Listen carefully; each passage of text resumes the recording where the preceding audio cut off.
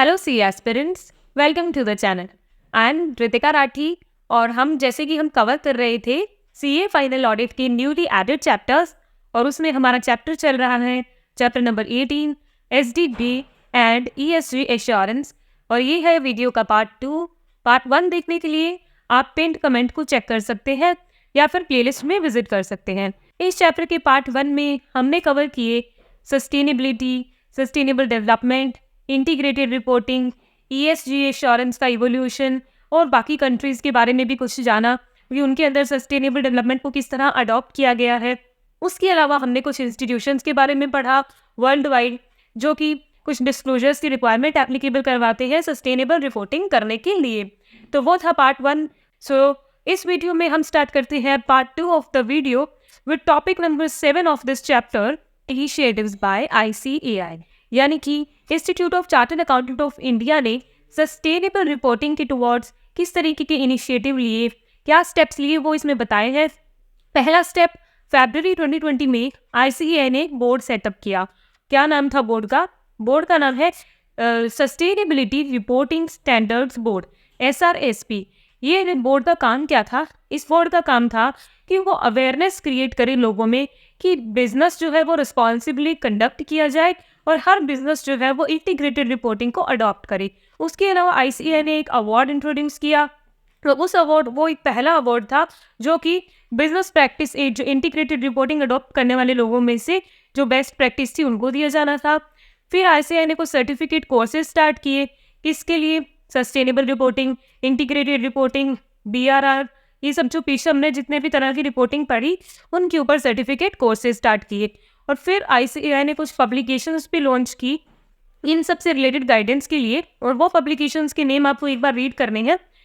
पहला है standard on assurance engagement 3410, और ये स्टैंडर्ड किससे रिलेटेड बताता था? BRSR रिपोर्टिंग से रिलेटेड एश्योरेंस एंगेजमेंट को गाइड करने के लिए ये पब्लिश किया गया था।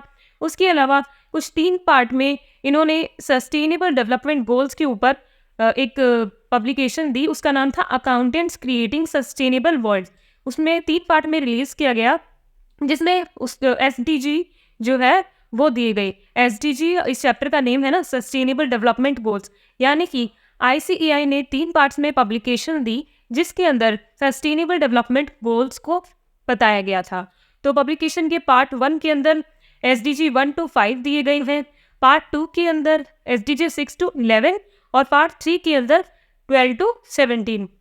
अगर आप ICAI स्टडी मटेरियल से पढ़ रहे हैं तो यहाँ पर मिसप्रिंटिंग है, आप करेक्ट कर लीजिएगा पार्ट के नेम्स में भी और SDG के नेम्स में भी। उसके अलावा ICAI ने पब्लिश किए कुछ FAQs ऑन सस्टेनेबल रिपोर्टिंग। ये टॉपिक कुछ ज़्यादा रिलेवेंट नहीं था, बस एक बार रीड कर लीजिएगा। उसके बाद दिया है business responsibility and sustainability report, BRSR। इस रिपोर्ट के बारे में यहाँ पे काफ़ी कुछ डिस्कस किया गया है, तो चलिए जानते हैं। सबसे पहले तो BRSR जो है वो फाइनेंशियल ईयर 2021 के अंदर तो वॉलंटरी इसके डिस्क्लोजर्स लगाए गए थे, यानी कि लोगों को वॉलंटरी एप्लीकेबल किया गया था कि अगर वो चाहते हैं तो इसके डिस्क्लोजर्स जो है वो अपनी रिपोर्ट में ऐड कर सकते हैं। लेकिन फाइनेंशियल ईयर 22 to 23 के अंदर इसे मैंडेटरी कर दिया गया, किसे? रिपोर्टिंग अंडर BRSR को। तो ये फैक्ट आप MCQ के लिए ध्यान रखिएगा। उसके अलावा BRSR के अंदर जो रिपोर्टिंग होती है वो किस तरह होती है? वो 3 सेक्शंस में होती है। कौन से 3 सेक्शंस? पहला जनरल डिस्क्लोजर्स। जनरल डिस्क्लोजर्स में क्या आएगा? कंपनी की, लिस्टेड कंपनी की, क्योंकि हमने ऊपर भी पढ़ा कि इस तरह की रिपोर्टिंग किस पे एप्लीकेबल होती है? लिस्टेड कंपनीज पे। तो लिस्टेड कंपनीज को क्या क्या डिस्क्लोज करना होता है जनरल डिस्क्लोजर्स के अंदर? कि किस तरह के प्रोडक्ट्स हैं, सर्विस कैसी ऑफर कर रहे हैं, उनकी सब्सिडियरीज, होल्डिंग, एसोसिएट, उनके एम्प्लॉय रिलेटेड इन्फॉर्मेशन। तो BRSR में पहला डिस्क्लोजर जनरल डिस्क्लोजर्स में ये सब डिस्क्लोज करना है। और उसके बाद सेक्शन B में उन्हें क्या बताना है? Management process and disclosures. इसके अंदर होगा मैनेजमेंट प्रोसेस कैसी है ऑर्गेनाइजेशन की, पॉलिसीज कैसी है, वो डिस्क्लोज करना है। और सेक्शन 3 के अंदर उसे क्या बताना है? एक तो की परफॉर्मेंस इंडिकेटर्स बताने हैं। की परफॉर्मेंस इंडिकेटर्स जो है वो 2 तरह के होते हैं, 2 कैटेगरी के होते हैं। पहले एसेंशियल और दूसरे लीडरशिप इंडिकेटर्स या ऑप्शनल डिस्क्लोजर्स। तो एसेंशियल वालों को तो मैंडेटरी डिस्क्लोज करना है और दूसरे लीडरशिप वाली जो है ऑप्शनल है। एसेंशियल में क्या क्या चीज़ें आ रही है? एम्प्लॉय का training programme, environment related data, energy कितना यूज़ कर रहे हैं, वाटर में कितना एमिशन हो रहा है या कार्बन एमिशन, वेस्ट मैनेजमेंट, ये तो है एसेंशियल डिस्क्लोजर्स। और उसके अलावा जो ऑप्शनल डिस्क्लोजर्स है वो है कि आप एडिशनल डेटा किसके ऊपर दे रहे हैं, कि एनर्जी की यूज़ में कुछ और एडिशनल डेटा, बायोडाइवर्सिटी और सप्लाई चेन मैनेजमेंट एट्सेट्रा। तो और इसमें किसके सेक्शन सी में किसका डिस्क्लोजर आएगा, 9 प्रिंसिपल्स ऑफ NGRBC। ये 9 प्रिंसिपल्स हम इसी पार्ट में फर्दर डिटेल में कवर करेंगे। तो उनका डिस्क्लोजर्स कौन से पार्ट में आ रहा है, सेक्शन सी में। तीनों सेक्शंस BRSR के, सेक्शन ए में जनरल डिस्क्लोजर्स, सेक्शन बी में मैनेजमेंट से रिलेटेड और पॉलिसी से रिलेटेड, और सेक्शन सी जो है उसके अंदर आए KPI और 9 प्रिंसिपल्स। तो उसके बाद में नेक्स्ट टॉपिक आ चुका है 9 प्रिंसिपल्स ऑफ BRSR। 9 प्रिंसिपल्स हमें उनके नेम और उनके नंबर दोनों लर्न करने हैं। तो प्रिंसिपल्स को पढ़ाने से पहले मैं आपको इसकी मेमोरी ट्रिक दे देती हूँ। ट्रिक में मैं आपको एक तो स्टोरी से बताऊंगी और दूसरा आपको निमोनिक्स दूंगी। आपको जो भी सूटेबल हो आप उसी तरीके से लर्न कर लीजिए, बस लर्न करके जाइएगा। तो पहला स्टोरी से रिलेटेड जो मैंने आपको ट्रिक देनी है वो ये है, वर्ड्स पे फोकस कीजिएगा। एथिक्स, कंपनी के एथिक्स क्या कहते हैं कि जब भी कंपनी गुड्स एंड सर्विसेज को फ्री में डिस्ट्रीब्यूट करने निकले तो सबसे पहले किसे देना है, अंदर के एम्प्लॉयज़ को। 3 वर्ड्स आ चुके हैं, एथिक्स, गुड्स एंड सर्विसेज और एम्प्लॉयज़। एम्प्लॉयज़ को डिस्ट्रीब्यूट कर दिए, अब किसे देने हैं, जो ऊपर बैठे स्टेक होल्डर्स हैं उनको। और उसके बाद जो भी बच गया वो किसको, कंपनी में काम करने वाले बाकी मनुष्य में, यानी कि बाकी ह्यूमन में, बाकी ह्यूमन बींग्स में भी डिस्ट्रीब्यूट हो गया।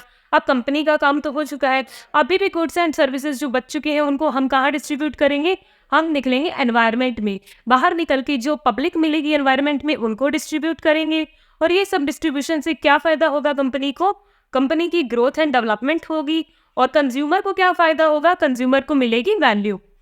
क्या प्रिंसिपल्स थे, ethics, goods and services, employees, stakeholders, फिर ह्यूमन राइट्स, फिर है environment, then public, then growth and development और लास्ट कंज्यूमर वैल्यूज। स्टोरी क्या थी, कंपनी की एथिक्स है कि जब भी वो गुड्स एंड सर्विसेज को डिस्ट्रीब्यूट करने निकले सबसे पहले एम्प्लॉयज़ को देंगे, फिर उसके बाद ऊपर बैठे स्टेक होल्डर्स को, देन वो देंगे ह्यूमन बींग्स को, उसके बाद बाहर एनवायरनमेंट में निकलेंगे, वहाँ जो पब्लिक मिलेगी उनको देंगे।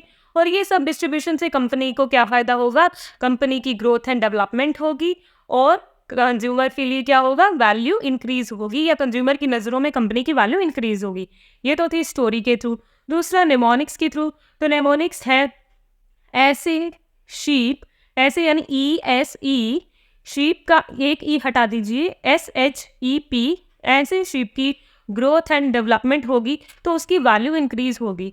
तो ये है ESE से, E से एथिक्स हो गया, S से सर्विसेज, फिर तीसरे E से एम्प्लॉयज़, फिर S से आएगा स्टेक होल्डर्स, H से ह्यूमन राइट्स, और फिर E से क्या है, एनवायरनमेंट, और उसके बाद P से है पब्लिक पॉलिसीज़, और ऐसे शीप की ग्रोथ एंड डेवलपमेंट एक पॉइंट है प्रिंसिपल नंबर 8, और प्रिंसिपल नंबर 9 वैल्यू इंक्रीज होगी यानी कंज्यूमर वैल्यू।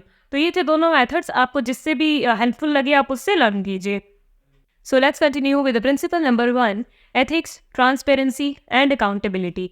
तो ये क्या है, एक तो कंपनी को इस तरीके की पॉलिसीज़ बनानी चाहिए जिससे कि किसी भी तरह का एथिक्स जो है वो कॉम्प्रोमाइज़ ना हो। दूसरा, इन्फॉर्मेशन जो है कंपनी की पॉलिसीज से रिलेटेड, प्रोसीजर से रिलेटेड, वो सभी स्टेक होल्डर्स को प्रोवाइड करवाई जाए।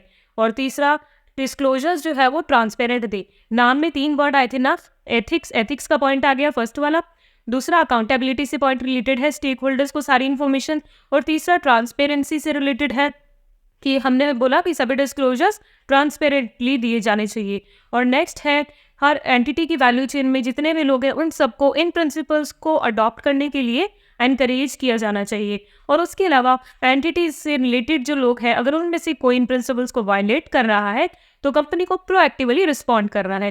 कौन रिलेटेड लोग, कंपनी से रिलेटेड कस्टमर्स, सप्लायर्स, उनमें से अगर कोई इन प्रिंसिपल्स का वायलेशन कर रहा है तो कंपनी को एक्शन लेना है। बिल्कुल ईजी थे, 3 पॉइंट्स तो आपको नेम से लर्न हो जाएंगे अगर ये आ जाता है तो।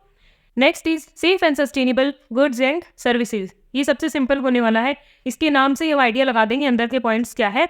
तो पहला ये है कि प्रोडक्शन मेथड जो कंपनी यूज़ कर रही है वो ऐसा हो, गुड्स की प्रोडक्शन में या सर्विसेज को प्रोवाइड करने में जो मेथड है वो ऐसा हो कि रिसोर्स का यूज़ मिनिमम हो। फर्स्ट पॉइंट और थर्ड पॉइंट रिलेटेड है। क्या रिसोर्स का यूज़ मिनिमम हो।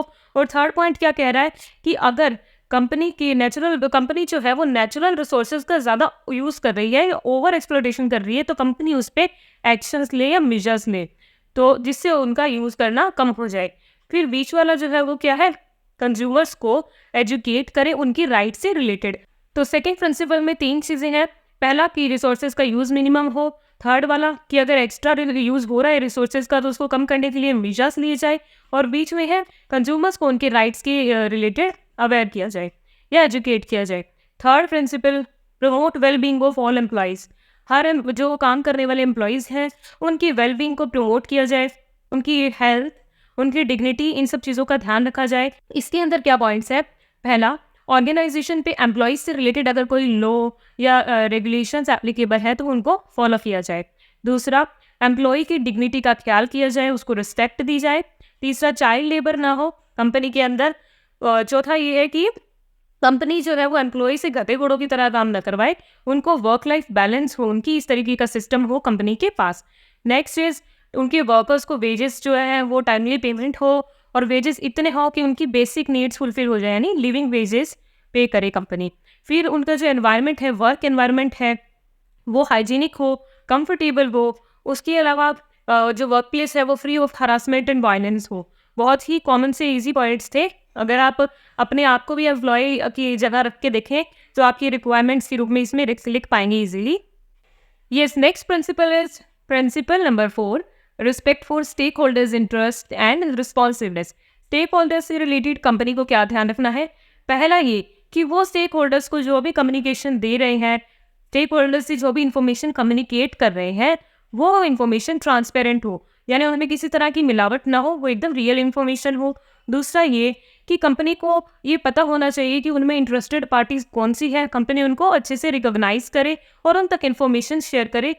और थर्ड पॉइंट है कि जो बेनिफिट है वो उनको फेयरली उनके साथ शेयर करे। और ये तीनों बहुत ही सिंपल पॉइंट्स थे stakeholder point of view से, क्योंकि स्टेक होल्डर्स को क्या चाहिए होता है, कंपनी के बारे में रियल इन्फॉर्मेशन यानी ट्रांसपेरेंट इन्फॉर्मेशन, और क्या बेनिफिट्स जो हो रहे हैं वो उनमें शेयर किए जाए वो। और तीसरा पॉइंट है कि कंपनी को पता होना चाहिए कि उनकी इंटरेस्टेड पार्टीज कौन सी है। Fifth is respect and promote human rights, यानी कि ऑर्गेनाइजेशन को उसके अंदर काम करने वाले ह्यूमन बींग्स जो है उनके राइट्स को प्रमोट करना चाहिए और उनकी रिस्पेक्ट करनी चाहिए। तो इसके अंदर है पहला कि कंपनी को खुद नॉलेज होनी चाहिए या क्लियर अंडरस्टैंडिंग होनी चाहिए कि क्या क्या ह्यूमन राइट्स है और कौन कौन से तरीके हैं जिनकी वजह से वो राइट्स वायलेट किए जा सकते हैं, तो इनके बारे में नॉलेज होनी चाहिए। उनका मैनेजमेंट सिस्टम जो है कंपनी का, वो इस एलिमेंट को कंसीडर करके चले, यानी कि मैनेजमेंट सिस्टम ऐसा हो जिसके अंदर ह्यूमन राइट्स का ध्यान दिया जाए। और नेक्स्ट है कंपनी जो है वो रिकॉग्नाइज भी करे और रिस्पेक्ट करे ह्यूमन राइट्स की, और किन किन के, सभी स्टेक होल्डर्स के। Next principle, protection and restoration of environment. Environment से रिलेटेड एंटिटी क्या कर सकती है, तो पहला एंटिटी ये असेस करे और रेक्टिफाई करे, यानी पहले असेस करे कि ऑर्गेनाइजेशन के वर्क का एनवायरनमेंट पे कैसा इफेक्ट पड़ रहा है, और दूसरा अगर बुरा है इफेक्ट तो उसको रेक्टिफाई करे। नेक्स्ट इज रिसोर्सेज को ऑप्टिमम मैनर में यूज़ करे, यानी नेचर के जिस रिसोर्सेज का ऑर्गेनाइजेशन यूज़ कर रहा है, फॉर एग्जाम्पल इलेक्ट्रिसिटी, इन सब चीज़ों को वेस्ट ना होने दे, इनका ऑप्टिमम यूज़ करे। तीसरा, कंपनी अपनी परफॉर्मेंस को मेजर करके रखे कि क्या कंपनी तो एनवायरनमेंट को नुकसान नहीं पहुंचा रही, कंपनी किसी तरीके से पॉल्यूशन में एड ऑन तो नहीं कर रही, इन सब चीज़ों का कंपनी को अपनी परफॉर्मेंस के बारे में पता हो। नेक्स्ट इज क्लाइमेट चेंज के रिलेटेड जो हमने एग्रीमेंट किए हैं दूसरी कंट्रीज़ के साथ, फॉर एग्जाम्पल कुछ वेरियस इंटरनेशनल एग्रीमेंट्स हुए हैं जैसे पेरिस एग्रीमेंट, और उसके अलावा और एग्जांपल दो तो ओजोन लेयर डिप्लीशन से रिलेटेड भी कुछ एग्रीमेंट्स हुए हैं, तो कंपनी जो है उनमें भी कंट्रीब्यूट करे, क्लाइमेट चेंजेस से रिलेटेड अपना हिस्सा दे और अपनी तरफ से अपने एनवायरनमेंट को बचाने में हेल्प करे। नेक्स्ट है should explore the comparison of its activities with industries best practices. बाकी की इंडस्ट्री में किस तरीके की बेस्ट प्रैक्टिसेस है, कंपनी को ये चेक करना चाहिए कि क्या वो उनके ऊपर खरा उतर रही है या नहीं, या उनकी बराबरी कर पा रही है या नहीं। उसके अलावा कंपनी को हमेशा इम्प्रूव करते रहना चाहिए अपनी परफॉर्मेंस को, और एनवायरनमेंट के प्रति जो उसकी रिस्पॉन्सिबिलिटी है उसे फुलफिल करना चाहिए। Principle number 7, influence on public and regulatory policy.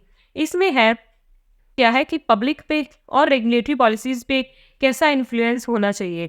तो कंपनी को BRSR जो रिपोर्टिंग है उसके सारे एलिमेंट्स को ध्यान में रखते हुए अपनी रिपोर्टिंग करनी चाहिए। दूसरा कि कंपनी अगर कोई बात आगे रखना चाहती है तो वो कलेक्टिव एसोसिएशंस या ट्रेड ग्रुप्स बने हैं उनके रूट के थ्रू ही जाना चाहिए, अपना हट के काम नहीं करना चाहिए। और नेक्स्ट है कंपनी को फेयर कंपटीशन को एनकरेज करना चाहिए, ह्यूमन राइट्स को प्रोटेक्ट करना चाहिए। ये 3 पॉइंट्स थे पब्लिक पॉलिसीज में। उसके अलावा principle 8 promote inclusive growth and equitable development. इसके अंदर जो पहला पॉइंट है वो कहता है कि कंपनी को अपनी एक्टिविटीज़ का यानी कंपनी की एक्टिविटीज़ का सोशल एनवायरनमेंट, इकोनॉमिक एनवायरनमेंट, इन सब पे कैसा असर पड़ रहा है ये पता होना चाहिए। कंपनी को उनका इम्पैक्ट आइडेंटिफाई भी होना चाहिए और एसेस भी किया होना चाहिए कि कितना फ़र्क जो है वो कंपनी की एक्टिविटीज़ से सोशल एनवायरनमेंट्स पे पड़ रहा है। दूसरा, कंपनी की वजह से अगर सोसाइटी पे कोई एडवर्स इफेक्ट पड़ रहा है तो कंपनी को उसके बारे में पता होना चाहिए और कंपनी को एक्शन प्लान्स लेने चाहिए कि वो इम्पैक्ट को कम कर पाए।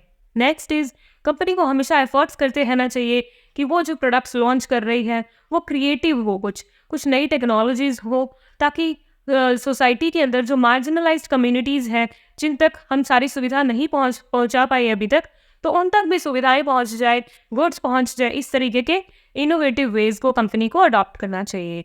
नेक्स्ट, CSR एक्टिविटीज़ करते वक्त कंपनी को अपने लोकल एनवायरनमेंट के बारे में और रीजनल डेवलपमेंट यानी कंपनी जिस रीजन में ऑपरेट कर रही है उसके डेवलपमेंट को प्रायोरिटी देनी चाहिए। और कंपनी को ये इंश्योर करना चाहिए कि अगर बिजनेस में किसी तरीके का डिस्प्लेसमेंट हो रहा है या कम्युनिटीज़ को रीलोकेट किया जा रहा है, यानी कि एक जगह से दूसरी जगह ट्रांसफ़र किया जा रहा है, तो वो आपसी सहमति से हो या फिर हो ही ना, मतलब हो रहा है तो दोनों लोग उसमें म्यूचुअली एग्री करें। और उसके अलावा नेक्स्ट है कि इंटेलेक्चुअल प्रॉपर्टी को प्रॉपर रिस्पेक्ट मिलनी चाहिए और ट्रेडिशनल नॉलेज जो है हमारी, जो हमेशा से जो नॉलेज बिजनेस में एप्लीकेबल है उसको भी रिस्पेक्ट मिलनी चाहिए। Principle 9 provide value to consumers in a responsible manner. तो इसके अंदर पहला पॉइंट है कि एंटिटी के प्रोडक्ट्स अगर किसी तरीके का नुकसान पहुंचा रहे हैं तो एंटिटी को हमेशा ये कोशिश करनी चाहिए कि उसके गुड्स या सर्विसेज से जो नेगेटिव इम्पैक्ट्स पड़ रहे हैं उनको वो कम कर पाए। किस किस पे नेगेटिव इम्पैक्ट्स हो सकते हैं? एनवायरनमेंट पे हो सकते हैं, सोसाइटी पे हो सकते हैं, तो उन नेगेटिव इम्पैक्ट्स को वो कम करे। दूसरा ये कि कंपनी एडवर्टीजमेंट करते वक्त किसी भी तरह से ऐसे इन्फ्लुएंस करने की कोशिश ना करे कि कंज्यूमर का फ्रीडम ही छिन जाए उनसे, यानी कि इस तरीके के मेथड यूज़ ना करे कि कंज्यूमर की फ्रीडम ऑफ चॉइस जो है वो अफेक्ट हो। नेक्स्ट इज़ हमेशा एडवर्स इम्पैक्ट्स जो है उनके प्रोडक्ट से वो डिस्क्लोज करे। आपने देखा होगा सिगरेट के, टोबैको के पैकेट्स पे उसमें क्लियरली मेंशन होता है कि this can lead to cancer, और उसमें उस तरीके की फोटोग्राफ्स भी बनी होती है, यानी कि कंपनी अपने प्रोडक्ट से होने वाले बुरे इम्पैक्ट्स को अपने प्रोडक्ट पे शो करे। उसके अलावा कंपनी अगर कंज्यूमर का डेटा ले रही है तो उसकी प्राइवेसी का ध्यान रखे, वो डेटा का मिसयूज़ ना करे। और फिर है कंज्यूमर को भी कंपनी इन्फॉर्म करे कि उन प्रोडक्ट्स का डिस्पोजल कैसे होगा, उनको रीयूज़ किया जा सकता है या फिर उनको रिसाइकल किया जा सकता है, ये सब भी कंपनी की जिम्मेदारी है। और एडवर्टाइज करते वक्त किसी भी तरह की मिसलीडिंग इन्फॉर्मेशन या कोई कंफ्यूजिंग इन्फॉर्मेशन एक्सपोज ना हो, इस बात का कंपनी ध्यान रखे। इसके अलावा 2 बहुत ही कॉमन पॉइंट है कि कंपनी के पास में एक फीडबैक सिस्टम हो, कोई कंप्लेंट आ रही है तो उसको एड्रेस करने का सिस्टम हो, और अगर कंपनी असेंशियल गुड्स की प्रोडक्शन में लगी हुई है तो कंपनी ये एश्योर करे कि वो जो गुड्स वो मैन्युफैक्चर कर रही है वो सभी जगह अवेलेबल हो, क्योंकि एसेंशियल गुड्स हैं तो वो सभी के लिए रिक्वायरमेंट होगी उसकी, तो वो सभी जगह अवेलेबल हो, ये चीज़ ऑर्गेनाइजेशन इंश्योर करे। उसके अलावा नेक्स्ट हेडिंग है एश्योरेंस इन BRSR। तो इसके अंदर क्या है, पहला तो ये कि BRSR किसको एप्लीकेबल किया गया है, टॉप 1000 लिस्टेड कंपनीज को। और इससे क्या, BRSR is expected to be used as single means of disclosing sustainability information in India. India के अंदर सस्टेनेबिलिटी रिलेटेड इन्फॉर्मेशन को डिस्क्लोज करने के लिए ये सिंगल मीन यानी सिंगल जरिया अभी माना गया है। किस तरह की रिपोर्ट को? BRSR, business responsibility and sustainability reporting. तो इसके अंदर ICAI ने भी कुछ इंट्रोड्यूस किया है। क्या इंट्रोड्यूस किया है? Standard on sustainability assurance engagements SSAE 3000। ये स्टैंडर्ड है जो किससे रिलेटेड है कि जो कंपनी जो अपनी रिपोर्ट के अंदर सस्टेनेबिलिटी रिपोर्टिंग करना चाहेगी तो उसको कौन से स्टैंडर्ड्स को फॉलो करना है। उसमें से एक स्टैंडर्ड है SSAE 3000, और ये किससे डील करता है, किसी भी ऑर्गेनाइजेशन को सस्टेनेबिलिटी रिलेटेड इन्फॉर्मेशन अगर रिपोर्ट करनी होती है तो कौन से स्टैंडर्ड पे बेसिस होगी, वो SSAE 3000। अब इसमें बताया है कि ये जो स्टैंडर्ड है SSAE 3000, इसके इंटेंडेड यूजर्स कौन से हैं, यानी ये स्टैंडर्ड्स किन किन के काम का है। पहला, ये जो किसी भी ऑर्गेनाइजेशन की सस्टेनेबिलिटी पे एश्योरेंस दे रहे हैं या रिपोर्ट प्रिपेयर करके दे रहे हैं सस्टेनेबिलिटी पे, उनके लिए इंपॉर्टेंट है। दूसरा, प्रोफेशनल ऑडिटर्स जो किसी एंटिटी ने इंगेज किए हैं उनके लिए ऐसे की रेलेवेंट है। और उसके अलावा रेगुलेटर्स, इन्वेस्टर्स या फिर अदर लोग जो कि सस्टेनेबिलिटी रिपोर्टिंग डेटा को यूज़ कर रहे हैं, उन लोगों के लिए स्टैंडर्ड जो है वो रेलेवेंस रखता है SSAE 3000। और ये स्टैंडर्ड इफेक्टिव कब से हुआ? जो एश्योरेंस रिपोर्ट्स पीरियड एंडिंग 31 मार्च 2023 तक है उन पर तो वो वॉलंटरी बेसिस पे एप्लीकेबल है, और उसके बाद जो रिपोर्ट्स प्रिपेयर होगी फॉर द ईयर एंडिंग या फॉर द पीरियड एंडिंग 31 मार्च 2024 उनके लिए ये मैंडेटरी बेसिस पे एप्लीकेबल कर दिया गया है। उसके अलावा ICAI ने SSAE 3410 इशू किया है। इसका नाम है assurance engagements on greenhouse gas statements. ये भी सस्टेनेबिलिटी रिपोर्टिंग से रिलेटेड है। और method to provide assurance on BRSR जो रिपोर्ट है उसके ऊपर एश्योरेंस कैसे देना है, उसका मेथड क्या है। पहला, preliminary review of ESG report, यानी कि जो रिपोर्ट है उसका प्रीलिमिनरी रिव्यू किया जाएगा। दूसरा, फिर उसके रिलेटेड फैक्ट्स को चेक करने के लिए ऑन साइट असेसमेंट किया जाएगा। साइट पे जाकर चेक किया जाएगा कि जो फैक्ट्स उस रिपोर्ट में मेंशन है वो किस हद तक सही है।